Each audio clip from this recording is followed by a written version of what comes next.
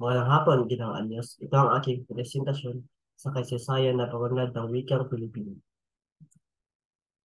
Panahon ng katutubo o bago dumating ang mga Kastila, Alita o Baybayin. Bago pa man dumating ang mga Kastila, tayo ay mayroon ng kinikilalang isang uri ng alpabeto. Ito ay tinatawag nilang Baybayin.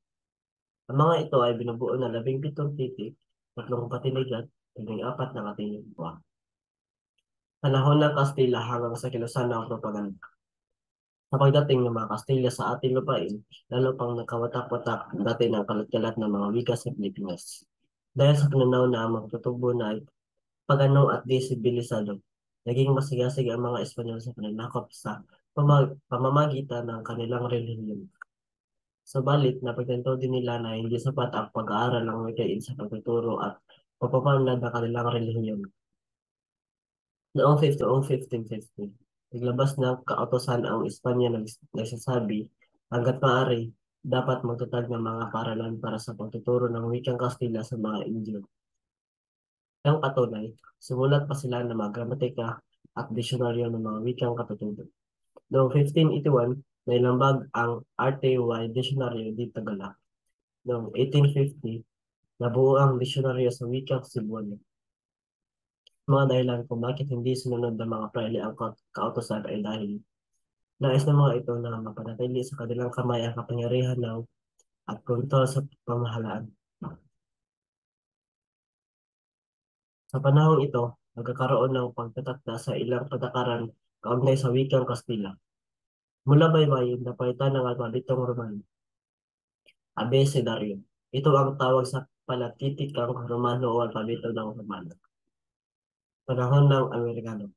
Nasa kopya ng mga Amerikano ang bansang Pilipinas. Sa simula ay dalawang wika ang ginamit ng mga bagong mananakop sa mga kautosan at proklamasyon Ingles at Espanyol. Panahon ng pananakop ng mga Hapon.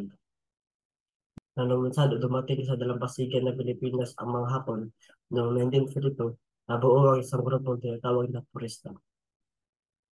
Ng panahong iyon, Lipungo at Tagalog ang naging opisyal ng mga wika.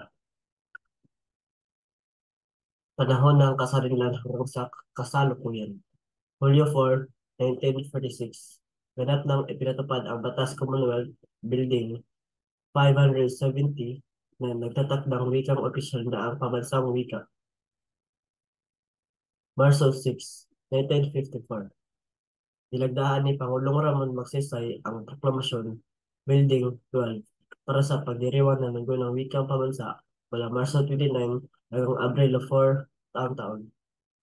Alinsunod ito sa pagbigay puri sa mga karawan ni Francisco Balagtas bilang makata ng lahi. Setyembre 1955, sinusugan ng Proklamasyon Building 186 ang paglilipat sa pagdiriwang ng Linggo ng Wika sa Agosto 13 hanggang 19 taon-taon bilang pagunita sa karawan ni Pangulong Manuel Quezon na kinilala bilang ama ng wikang pambansa. Noong 1959, nilibas ni Kalihim Jose F. Romero ng kagawaran ng pagtuturo ang kautosang panggagawaran Building 7 na nagtatakdang kailan matutukoy ng wikang bansa, ito ay tatawaging Pilipino.